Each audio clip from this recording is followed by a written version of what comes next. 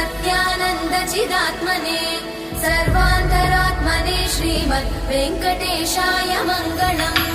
स्वतः सर्वविदे सर्वशक्तये सर्वशेषिणे सुलभाय सुशीलाय वेङ्कटेशाय मङ्गलम्। परस्मै ब्रह्मणे पूर्णकामाय परमात्मने प्रयुञ्जे परतत्त्वाय वेङ्कटेशाय मङ्गलम्। आकालतत्त्वमशान्तमात्मनामनुपश्यताम् अतृप्त्यमृतरूपाय वेङ्कटेशाय मङ्गलम्। प्रायस्वचरणौ पुंसां शरण्यत्वेन पाणिना कृपया दिशते श्रीमद् वेङ्कटेशाय मङ्गलम्।